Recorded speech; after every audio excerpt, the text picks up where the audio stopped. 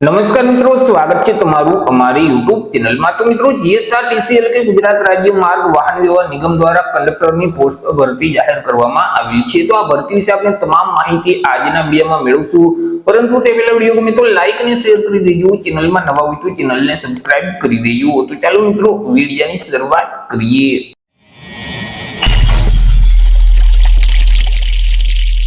તો મિત્રો, આજે ભરતીનું નોટિફિકેશન છે તે જીએસઆરટીસી એટલે કે ગુજરાત રાજ્ય માર્ગ વાહન વ્યવહાર નિગમ દ્વારા બહાર પાડવામાં આવેલું છે। જીએસઆરટીસી માં જે કંડક્ટરની જગ્યાઓ ખાલી છે, તો આ જગ્યાઓ સીધી ભરતીથી ભરવા માટે લાયકાત ધરાવતા ઉમેદવાર પાસેથી અરજી ફોર્મ મંગાવવામાં આવેલા છે।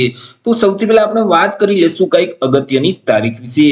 મિત્રો, આ જે ભરતી છે તેમાં જો તમારે અરજી કરવી હોય તો ઓનલાઈન અરજી ફોર્મ છે તે ભરવાનું રહેશે। ઓનલાઈન અરજી ફોર્મ આજથી શરૂ કરી દેવામાં આવશે। 6/6/2026 થી અરજી ફોર્મ શરૂ કરવામાં આવશે।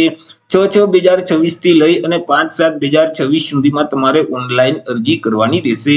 ઓનલાઈન અરજી ફોર્મ જે ઓજાસનું પોર્ટલ છે એટલે કે ojas.gujarat.gov.in નામની જે વેબસાઇટ છે તે વેબસાઇટ ઉપર જઈ અને તમારે 5/7/2026 સુધીમાં ઓનલાઈન અરજી કરવાની રહેશે।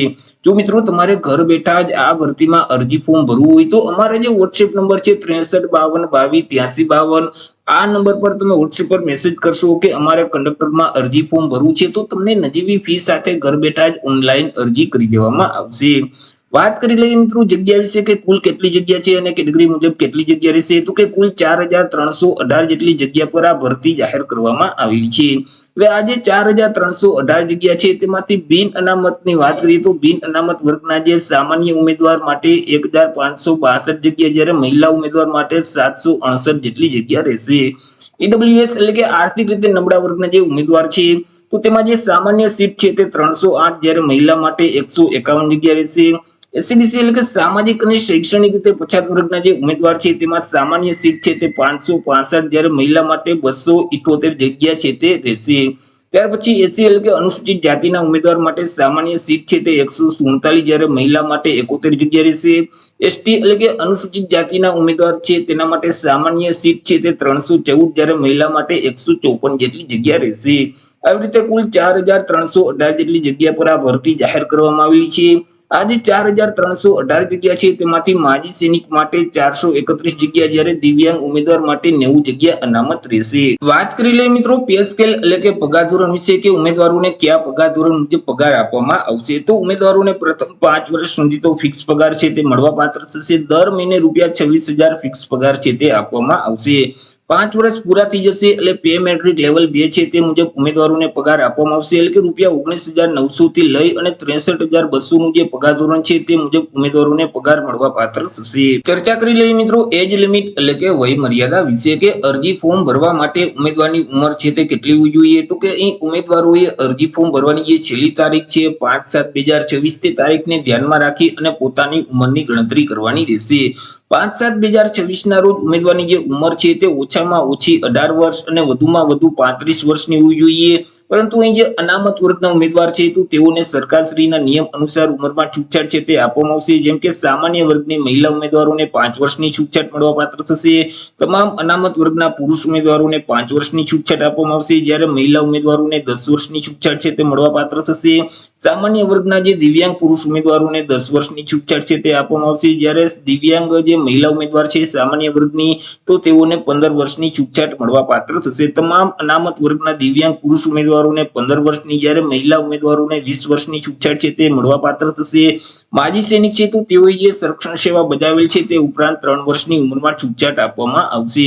પરંતુ અહીં કોઈ પણ સંજોગોમાં ઉમેદવારની ઉંમર છે તે 45 વર્ષ કરતા વધવી ન જોઈએ। જો ઉમેદવારની ઉંમર 45 વર્ષ કરતા વધી જતી હશે તો તેવા સંજોગોમાં તેને ઉંમરમાં છૂટછાટ મળવાપાત્ર થતી નથી। જો આપણે જન્મ તારીખને ધ્યાનમાં લઈએ તો ઉમેદવારનો જે જન્મ છે તે 5/7/1991 થી લઈ અને 5/7/2008 ની વચ્ચે થયેલ હોવો જોઈએ। વાત કરી લઈએ એજ્યુકેશન ક્વોલિફિકેશન એટલે કે શૈક્ષણિક લાયકાત વિશે કે અરજી ફોર્મ ભરવા માટે ઉમેદવારની શૈક્ષણિક લાયકાત છે તે કેટલી હોવી જોઈએ। તો કે અહીં ઉમેદવારોએ કોઈ પણ સરકાર માન્ય બોર્ડમાંથી ધોરણ 12 ની પરીક્ષા છે તે પાસ કરેલ હોવી જોઈએ। જે ઉમેદવારોએ ધોરણ 12 ની પરીક્ષા પાસ કરેલ હશે તે ઉમેદવાર આ ભરતીમાં અરજી કરી શકશે। જો આપણે લાયસન્સની વાત કરીએ તો પ્રાદેશિક વાહન વ્યવહારની કચેરી છે એટલે કે આરટીઓ ની કચેરી છે તેના દ્વારા મિત્રો અહીં વેલિડ કંડક્ટર લાયસન્સ અને કંડક્ટર બેજ છે તે ઉમેદવાર ધરાવતા હોવા જોઈએ। જો તમે ધોરણ 12 પાસ હશો પરંતુ તમારી પાસે કંડક્ટર લાયસન્સ કે કંડક્ટર બેજ નહીં હોય તો તમે આ ભરતીમાં અરજી કરી નથી શકતા। તમારી પાસે ફરજિયાત કંડક્ટર લાયસન્સ અને કંડક્ટર બેજ છે તે હોવો જોઈએ। વાત કરી લઈએ મિત્રો પરીક્ષા ફી વિશે કે કયા ઉમેદવારોએ કેટલી પરીક્ષા ફી ભરવાની રહેશે, તો અહીં તમામ વર્ગના ઉમેદવારોએ પરીક્ષા ફી ભરવાની રહેશે। પરીક્ષા ફી છે તે તમારે ઓનલાઈન ભરવાની રહેશે। તમે net banking, credit card, debit card કે યુપીઆઈ ના માધ્યમથી પરીક્ષા ફી છે તે ભરી શકશો। કે જેમાં બિન અનામત વર્ગના જે પુરુષ ઉમેદવાર છે તો તેઓએ પરીક્ષા ફી તરીકે ₹300 પ્લસ જીએસટી ચાર્જ છે તે અલગથી ચૂકવવાનું રહેશે। તે સિવાય અનામત વર્ગના જે તમામ ઉમેદવાર છે જેમ કે તમામ વર્ગની જે મહિલા ઉમેદવાર છે, સામાજિક અને શૈક્ષણિક રીતે પછાત વર્ગના જે ઉમેદવાર છે, અનુસૂચિત જાતિ, અનુસૂચિત જનજાતિના જે ઉમેદવાર છે, ઈડબ્લ્યુએસ એટલે કે આર્થિક રીતે નબળા વર્ગના જે ઉમેદવાર છે, દિવ્યાંગ અને માજી સૈનિક છે, તો આ તમામ અનામત વર્ગના જે ઉમેદવાર છે તો તેઓએ પરીક્ષા ફી તરીકે ₹200 પ્લસ જીએસટી ચાર્જ છે તે અલગથી ચૂકવવાનું રહેશે।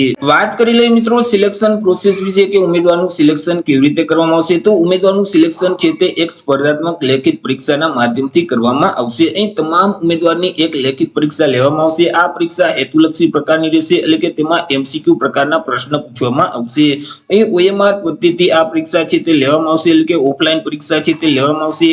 તમને જે મિત્રો ક્વેશ્ચન પેપર આપવામાં આવશે તેમાં 100 એમસીક્યુ પ્રકારના પ્રશ્ન પૂછવામાં આવશે। એક પ્રશ્નનું 1 માર્ક એટલે 100 માર્કનું પેપર રહેશે। પેપર લખવા માટે 1 કલાકનો સમયગાળો આપવામાં આવશે। તમને જે ક્વેશ્ચન પેપર આપવામાં આવશે તેમાં જીકે એટલે કે સામાન્ય જ્ઞાન, ગુજરાતનો ઇતિહાસ, ભૂગોળ, ગુજરાતના વર્તમાન બનાવો છે ધોરણ 12 કક્ષાના તેવા 20 પ્રશ્ન પૂછવામાં આવશે કે જેમના 20 માર્ક રહેશે। રોડ સેફટીને લગતા 10 પ્રશ્ન પૂછવામાં આવશે તેમના 10 માર્ક રહેશે। ધોરણ 12 કક્ષાનું ગુજરાતી વ્યાકરણ છે તેમાંથી 10 પ્રશ્ન પૂછવામાં આવશે કે જેમના પણ 10 માર્ક રહેશે। ધોરણ 12 કક્ષાનું જે અંગ્રેજી વ્યાકરણ છે તેના 10 પ્રશ્ન પૂછવામાં આવશે તેમના 10 માર્ક છે।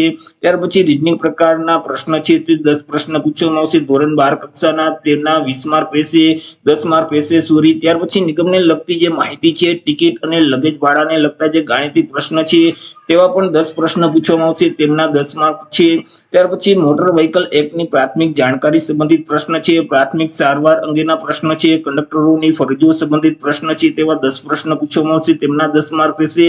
અને કોમ્પ્યુટરની ઉપયોગની પાયાની જાણકારી સંબંધિત 20 પ્રશ્ન પૂછવામાં આવશે તેમના 20 માર્ક રહેશે। આવી રીતે કુલ 100 એમસીક્યુ પ્રકારના પ્રશ્ન છે તે પૂછવામાં આવશે। એક પ્રશ્નનું 1 માર્ક એટલે 100 માર્કનું પેપર રહેશે। પેપર લખવા માટે તમને 1 કલાકનો સમયગાળો આપવામાં આવશે। તો મિત્રો આ જે પરીક્ષા છે તેમાં માઇનસ પદ્ધતિ છે તે લાગુ પડશે। જો તમે એક કરતા વધારે વિકલ્પને તમે ટીક કરી દેશો અથવા તો તમે મિત્રો ખોટો જવાબ છે તે ટીક કરશો અથવા તો વિકલ્પ ટીક કરતી વખતે તમે છેકછાક કરશો અથવા તો ખાલી છોડી દીધેલ હશે તો તેવા સંજોગોમાં મિત્રો તમે જે પ્રશ્નનો સાચો જવાબ આપેલ છે અને તમને 1 માર્ક મળેલ છે તેમાંથી 0.25 માર્ક માઇનસ કરી દેવામાં આવશે। એ તમામ પ્રશ્નના જવાબ છે તે ફરજિયાત તમારે ટીક કરવાના રહેશે। જો તમને કોઈ પણ સવાલ ન આવડતો હોય અને તમે તેનો આન્સર આપવા ન માંગતા હોય તો ઓએમઆર શીટમાં મિત્રો ઈ વિકલ્પ છે તે એક તમને એક્સ્ટ્રા જોવા મળશે। ત્યારે મિત્રો તમારે ઈ વિકલ્પને ટીક કરી દેવાનું રહેશે। જ્યારે તમે ઈ વિકલ્પ ટીક કરશો તો ત્યારે માઇનસ પદ્ધતિ લાગુ નહીં પડે, પરંતુ તમે તે પ્રશ્ન ખાલી છોડી દેશો, તમે એક પણ વિકલ્પ ટીક નહીં કરો તો 0.25 માર્ક માઇનસ કરી દેવામાં આવશે। તો એ રીતે મિત્રો ગુજરાત રાજ્ય માર્ગ વાહન વ્યવહાર નિગમ દ્વારા કંડક્ટરની પોસ્ટ પર ભરતી જાહેર કરવામાં આવેલી છે। તો આશા રાખું છું વિડીયો પસંદ પડ્યો હશે। વિડીયો પસંદ પડ્યો તો લાઈક અને શેર કરી દેજો। ચેનલમાં નવા હોય તો ચેનલને સબસ્ક્રાઇબ કરી દેજો। ફરી મળીશું એક નવા ટોપિક સાથે એક નવા જ વિડીયોમાં। ત્યાં સુધી જય હિન્દ, વંદે માતરમ।